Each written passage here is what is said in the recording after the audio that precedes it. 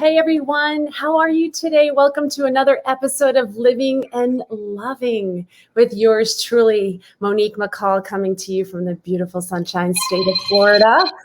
And my guest has a phone call. But anyway, on that note, I am so excited to say that I have a really, really special guest today.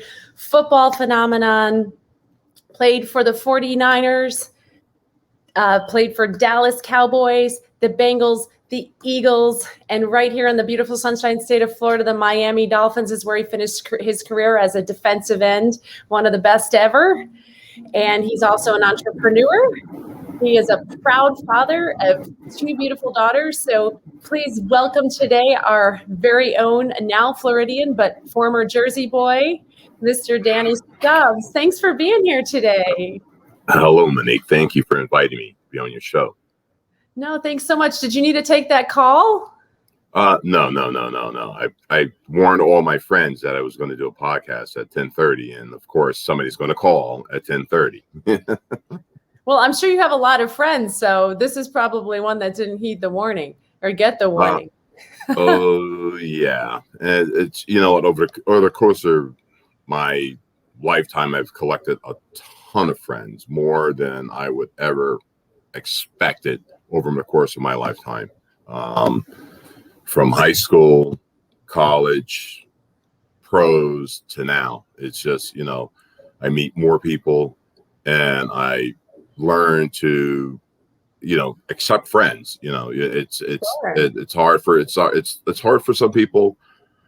I think playing football is a little bit more easier. People come up and approach you, but it's the same thing. It's more another just knowing good friends and just making great relationships over the years. So just different people.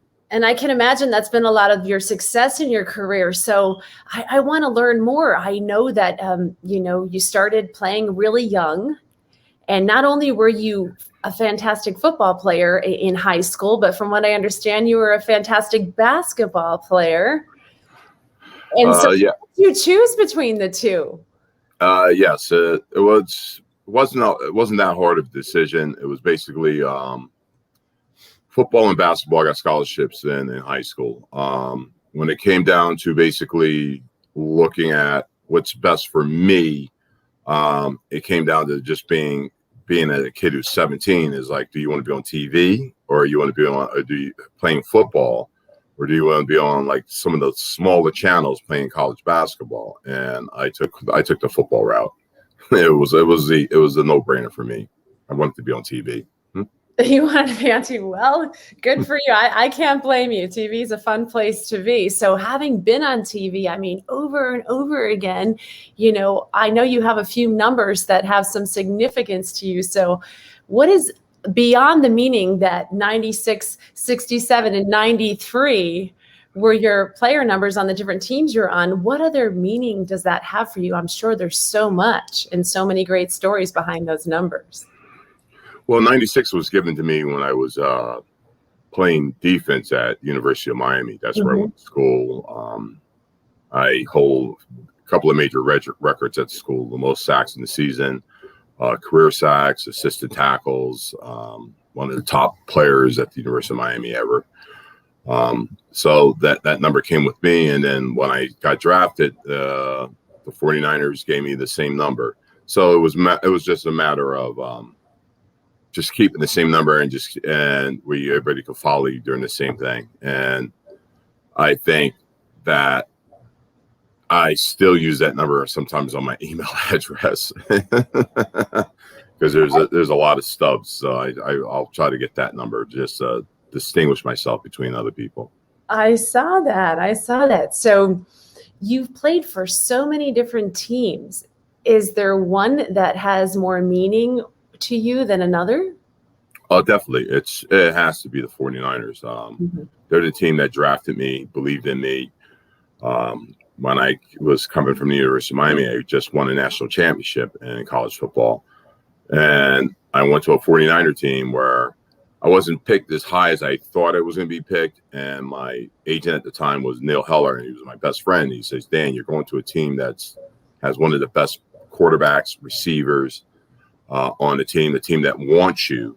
and wants to be able to develop their defense to win a Super Bowl. And I remember Coach Seifert coming to, he was a defense coordinator. He came down to the University of Miami and personally met me and explained to me that they're looking for defensive players to help them get over the hump to win the Super Bowl.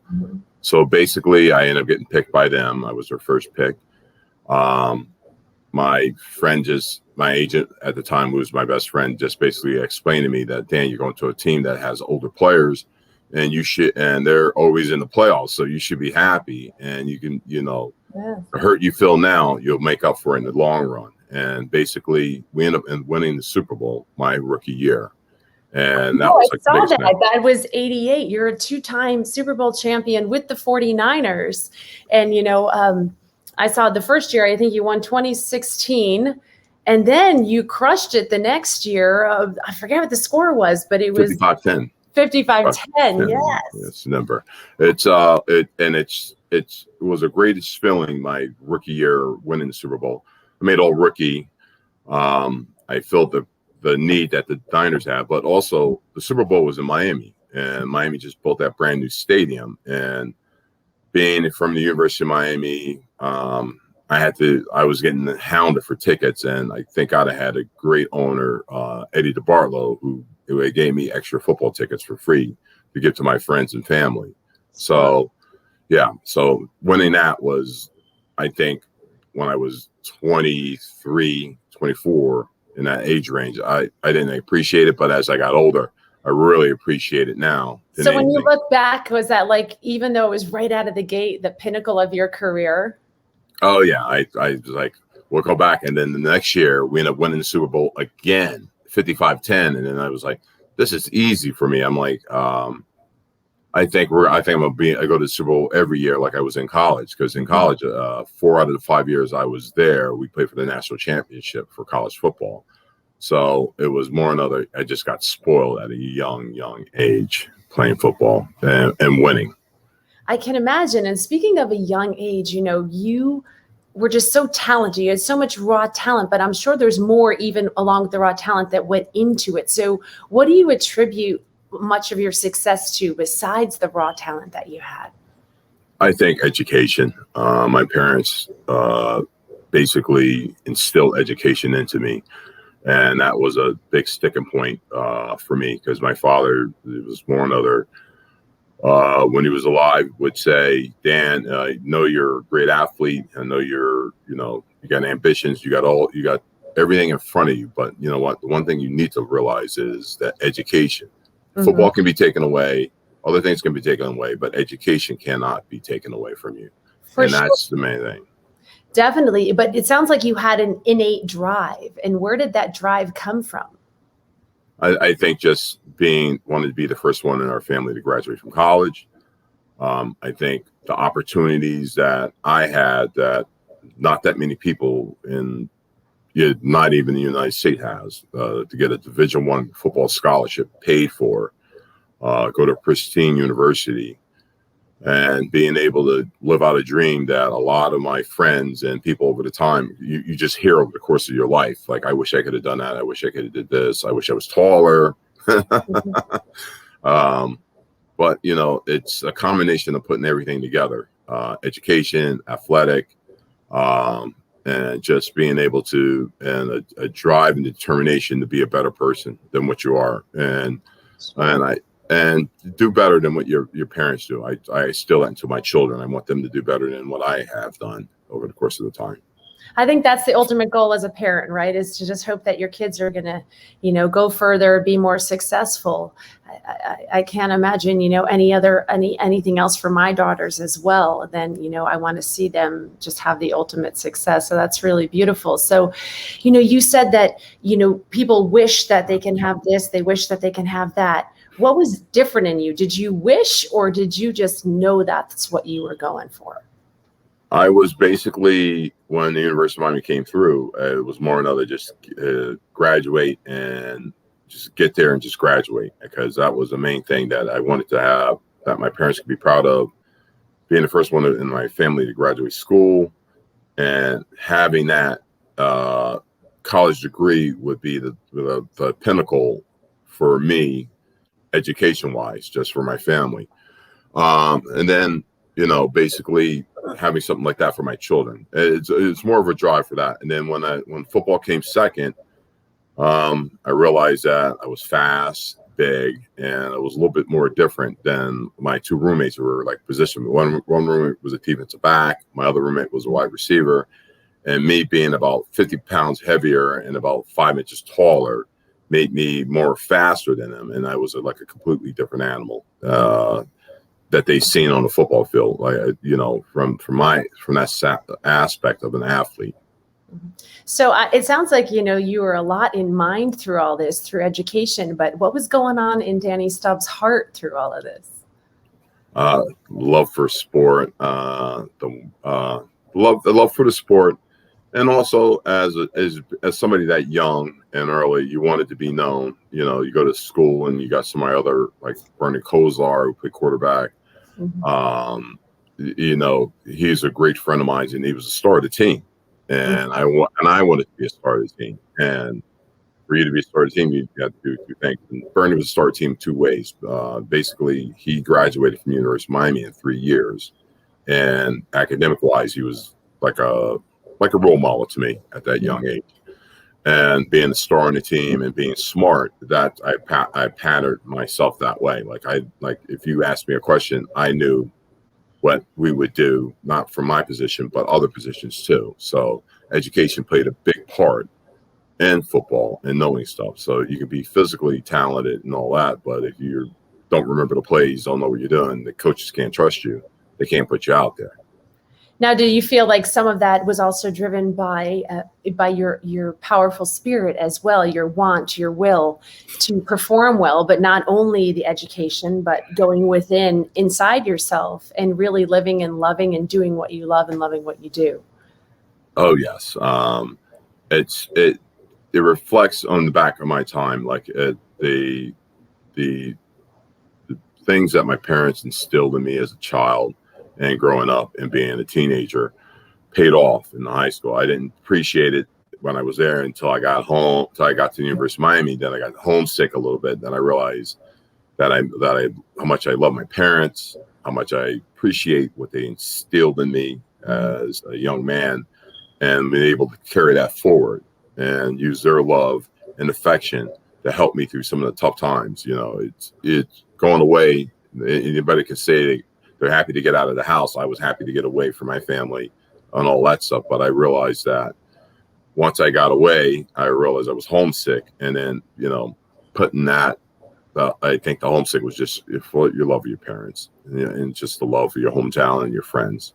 So you weren't only driven by the education, but you were driven by this deep love for the sport, this deep love for your family, this deep love for, what it is you're doing. And I know you have a lot of other loves in your life as well. But before we get to that, I did have a question for you, because I know you played alongside Joe Montana, one of the most legendary quarterbacks of all time. Do you have a story about that, something that you can share that nobody else really knows about? I think Joe was the nicest person in the world. When I came in, I was on a team that basically had like maybe 8 people that were single, and I was lonely. I was like sitting there, just like, is anybody going to take me out? And they're like, no, the ones that were single were about to get married. So I was only like the only single player on the team, just about. But I talked to Joe. Joe was presentable. He helped me out, talked to me. Wasn't like a prima donna that you think some people are. He's the nicest guy in the world. Until this day, we're still friends. I can go talk to him, and he's the nicest.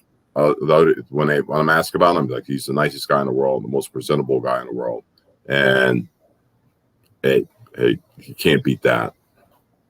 No, you can't beat that. So what was it like for you? I mean, being a rookie, being out on the field with Joe Montana, and then, of course, as we spoke before about you win, first year on the team, you're out and you win the Super Bowl. What was that feeling for you, the emotion? Well, it was, you're sitting there around all these guys that you watch on television that you're basically out there and they want to see what you can do. And the funniest story I always said is I was more aggressive because I just wanted to prove myself when I was a rookie. And I got too close to Joe Montana one time, and we got my hands on him. And then I remember I had Bill Walsh was my coach, and Coach Walsh was the nicest, most respectable man. He treats you like a grown up. He treats you with so much respect. He would never swear or cuss. So basically, I touched Joe one time. He whispered in my coach's ear. My coaches come back and yells at me for getting too close to Joe. But I just wanted to, prove myself to him. And, it was not a bad time. That's why I'm a 49er guy. And I retired as a 49er. I am alumni of them. And I'm a proud alumni of the San Francisco 49ers out of my 11 years of playing in the NFL. Yeah. And wow, did you really make a mark for the 49ers? And maybe you grabbed a little bit of that Joe Montana gold dust when you rubbed up against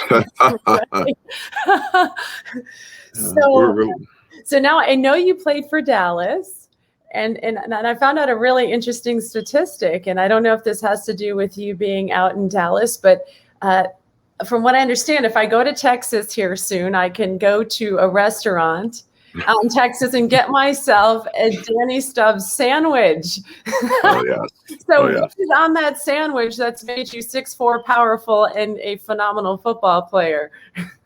It had a small deli that was next to my home, and being single and looking and being lazy and wanted to get something to eat for breakfast, I called up the deli and I said, I want a breakfast sandwich. And they said, well, we have bacon, eggs, cheese on Texas toast, of course, because it's Texas. And I said, what's the other sandwich? Hot sausage, egg, and cheese on Texas toast. And I said, well, put all of them put everything together in one sandwich. And they did. And I said, man, this is not bad. So I brought a few sandwiches with me to practice. And the way it got popular was John Madden, the NFL announcer, decided one day he was in our lounge and he was hungry, so he warmed up one of the sandwiches, ate it, and fell in love with it, and then that just took off from there. So the people from the Capel Deli on to me, I would get phone calls when pagers were back in the day. When I had one of those, that my pager would blow up when John Madden would say something about the sandwich and who invented it. And it's still to this day, they still make it. So I'm proud of that. But it's just like a little surprise. You never know what's going to happen in your life. Exactly. So I can go to Texas now. I can go to the Capel Deli. I recommend everybody heads out there and they get a Danny Stubbs sandwich. I guess it's a good way to start the day pre-game. I mean, did this give you a little extra drive, a little extra force as you went into game day? Well, with us, we stayed in hotels the night before the game. Football. Yeah, I know. When you were in town, at least. Yeah, that was more of like if we're flying away on a trip, I would buy a whole ton of sandwiches for the team. If we had practice, I would just buy a ton for the team. So it was more it was our practice meal, and the sandwiches would go. Okay, so it wasn't a pregame, home game meal at all. No. They give us steak and eggs and pasta and other stuff. They give us a bigger spread for that. Good. Well, I'm excited. So when I'm out there, I'm going to make sure I get a chance to get out and get that sandwich. So thank you for sharing that story. So now I know that you had this fantastic career, 2 Super Bowls, but there's so much more going on in your life in the way of living and loving. And I know that now you're in retirement and you're living in South Florida and you're just enjoying your time, and you've been, involved in many entrepreneurial endeavors. So what's going on now for you? Right now, I just I retired. I try to help out some of the younger kids. Yeah, some of the kids that you talk to, I get a lot of parents who are like, Dan, can you be able to talk to my son, give him tips? And instead of being like, I don't want to talk about it, or I'm past that stage, I'm open to help other people out. I think it's easy. When I was growing up in my youth, I had, I would ask people questions and they would take time out of their busy schedule to help me. So if I can give back and help just one kid and help a lot. A kid, not even kids, even grown people, even grown adults. Some people ask me questions, and I try to help them out. So, you're never too old to ask questions and receive it. I still ask questions, and if I don't know if I'm curious about something, it's not like I'll sit there and think I know it all. I'll look it up, or I'll ask people for help for asking questions. Answer what I need. And now, do you think that really had a lot to do with a lot of your success because you weren't afraid to ask questions, and it's okay to not know? Yes. It's that's what I say. It's not, if you're a know-it-all, then you really don't know it all. And I think it's human nature to ask questions. I think it's human nature to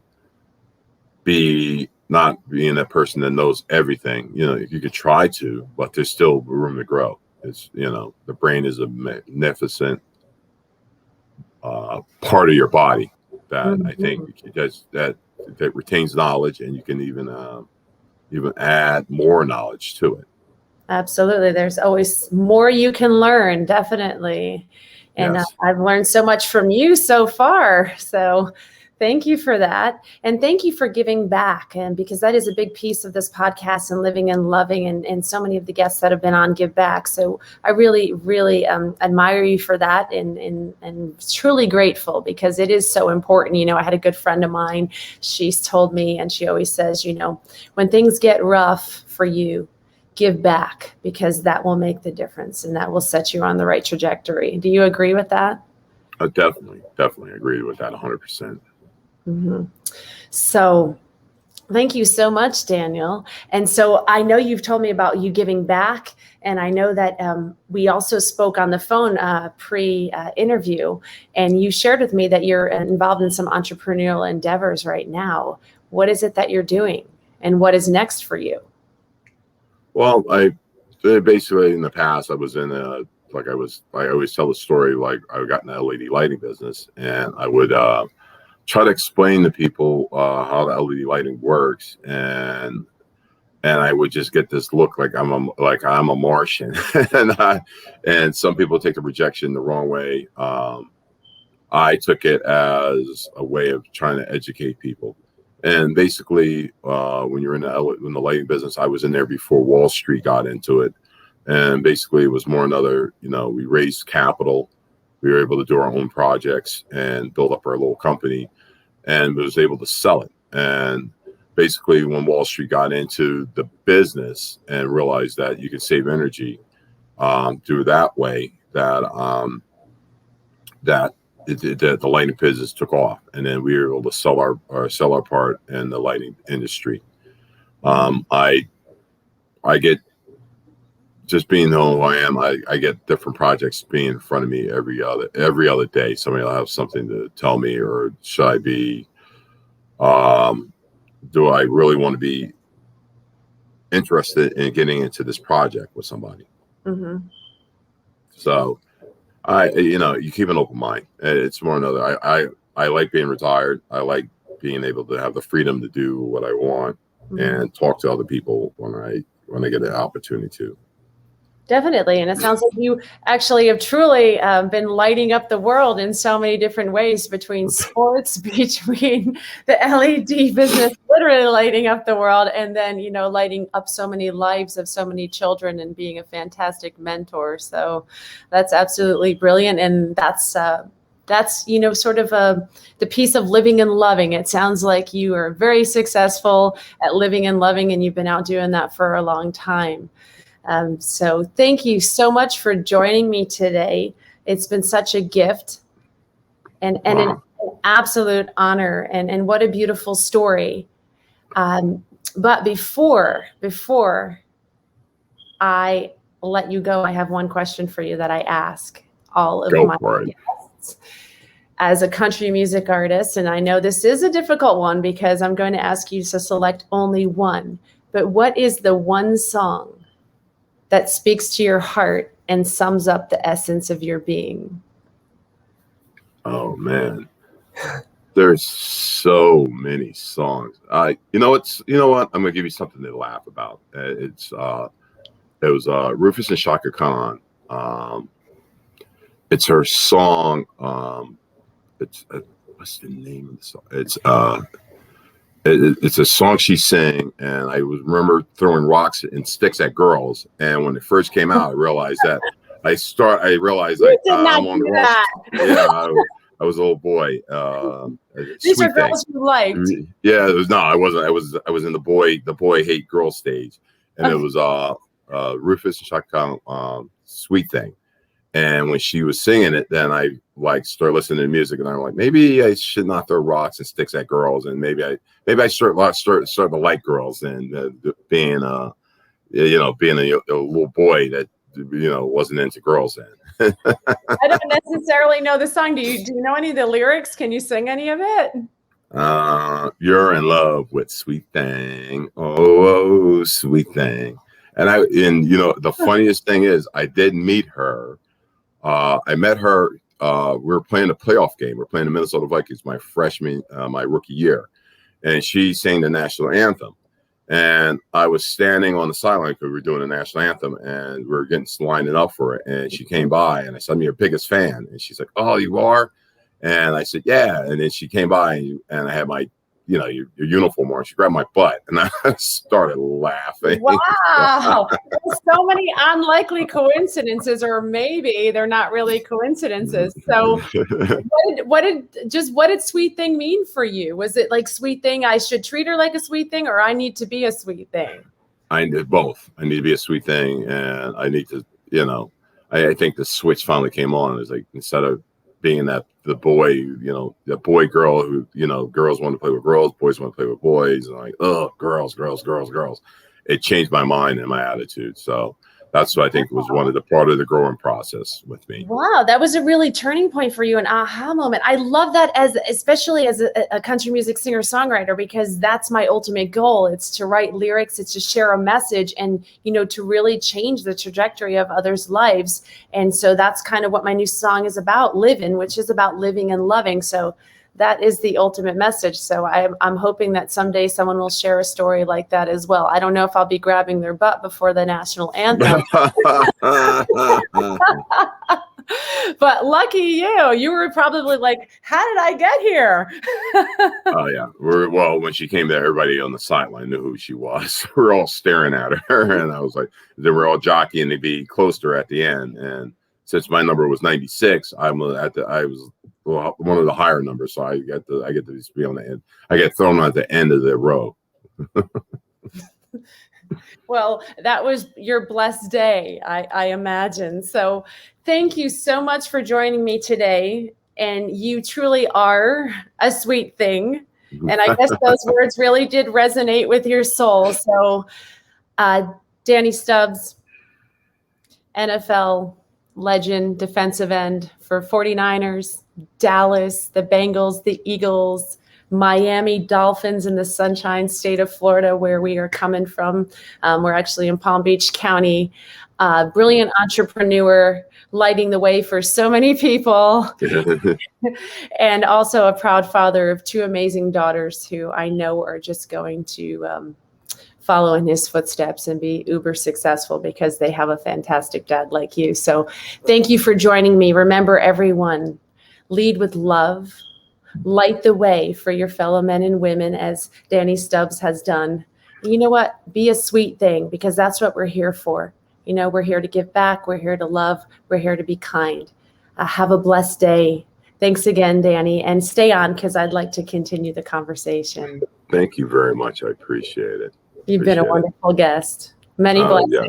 I want to give you a shout out for your new song that you just recorded. It was during the pandemic, and you know what? I tell people, some people, I know so many people, and I know so many people that the pandemic touched in a negative way, and I try to look at it, and I found like a silver lining in the pandemic for myself. I was able to meditate a little bit more, exercise, treat my body a little bit better, because everything was closed. So I told one of my doctors, I said that was like maybe the best thing I think could have happened to me personally, is those months being able to just refocus myself and trying to be a better person and helping people out, reaching out to people who might be having a bad time and this and that. And then when I was listening to your song, how you told me how you wrote it during the coronavirus, I was like, you know what,